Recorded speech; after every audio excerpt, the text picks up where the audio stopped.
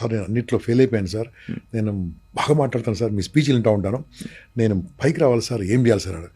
నీతో కాదే ఫోన్ చెప్పాను. ఫస్ట్ అయ్యి డిస్కరేజ్ అంటే, లేదు సార్ నేను చేస్తాను. నువ్వు చేయలేవా, మీరు యూత్ అంతా రాంగ్ వెళ్తూ ఉంటారు. అంటే యూత్ అంటే నాకు చాలా నాకు నమ్మకం, కాబట్టి వాళ్ళని నొక్కితే కానీ బయట రాలేదు, మీరు వేస్ట్ టైం. లేదు సార్ నేను చేస్తాను సార్. అయితే ఏం చేస్తామన్నా, ఏముందన్నా, నాకు ఏం లేదన్నాడు. ఏం లేదన్నా, ఆలోచించానా, ఏముందో చెప్పండి సార్ అన్న. నీ మాట ఉంది కదా, నీ మనసు ఉంది కదా, నీ మైండ్ ఉంది కదా, నీ చూపు ఉంది కదా, నీ కాళ్ళు ఉన్నాయి కదా, ఇవన్నీ కొనుక్కోవాలంటే కోట్లు కావాలి, కోట్లు కావాలి. ఓ చేయలేని వాడిని చేయి పెడితే కోట్లు కావాలి. ఓకే, కన్ను లేని వాడిని కన్ను పెడితే ఎంత కాస్ట్ అవుతుంది, ఇవన్నీ వాడుకోన్నా. సార్ మీరు అన్ని డైలాగులు కదా సార్, సంగతి చెప్పండి అన్నాడు. అంటే అంటారు కదా, డైలాగ్ చెప్పండి. ఏం చేస్తామన్నా, ఏం పని చెప్తే ఆ పని చేస్తాను. ఇదే మాట మీద ఉండనా, ఇదే మాట మీద ఉండనా. This live example. కావాలంటే అతను అబ్బాయిని పిలిస్తే మీరు మాట్లాడేపడినా ఏమైంది తెలుసు, ఏఎస్ రావు గారు ఉంటారు. ఆయన ఏఎస్ రావు గారు ఏదో వాళ్ళ చుట్టాలకు ఇక్కడ నుంచి వచ్చాడు, దాదాపు నుంచి మైలవరమా ఎక్కడ వచ్చాడు. ఓకే సార్, ఓకే, ఎగ్జాక్ట్ పేరు నాకు తెలియదు. ఏమన్నా బాస్ నువ్వు నీకేముందన్నా, ఏం లేదని చెప్పాడు. సైకిల్ ఉందా, సైకిల్ కూడా లేదన్నాడు. ఒక పని చేయి, మీ ఏరియా మొత్తం నడుచుకుంటూ తిరిగిమన్నా. అదేంటి సార్ అన్న, తిరుగు, బుక్ పట్టుకో, తిరుగు, ఉంది కదా డబ్బా ఫోన్ ఉంది కదా, ఫోన్ మంచిగా ఉంటుంది, ఏం లేకుండా ఫోన్ మాత్రం ఉంటుంది. ఓకే, ఎక్కడెక్కడైతే టూలెట్ బోర్డ్స్ ఉన్నాయో అవన్నీ రాసుకో.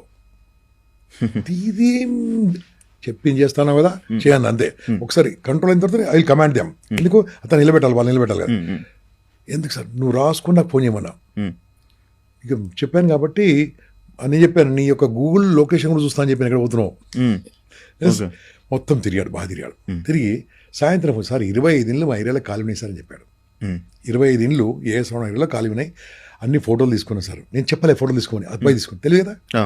ఇప్పుడు ఏం చేయాలి, కిరాయికి ఉన్న ఇల్లు చూసావు, కిరాయికి కావాల్సిన కూడా ఉన్నారు, ఇల్లు కోసం వెతుకుతున్నారు.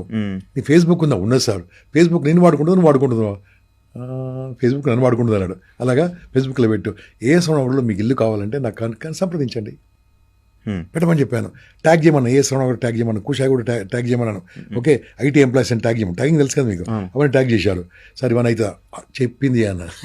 ఓకే, ఒక 3 days తర్వాత ఫోన్ చేశారు, sir I got 6 enquiries sir, ఇప్పుడు ఏం చేయాలి సార్ అన్నాడు.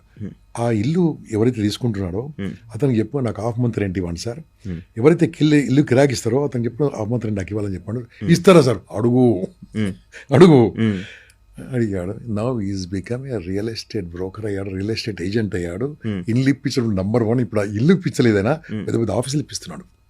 ఎంతో మందికి ఆఫీస్ కావాలంటే చాలా కష్టం, ఆఫీసులు ఇప్పిస్తాడు. Is very rich person. Now recently purchased a wonderful car. Okay, how it's possible? ఈ ఐడియా మీరు ఇచ్చిందేనా? నేను ఇచ్చింది.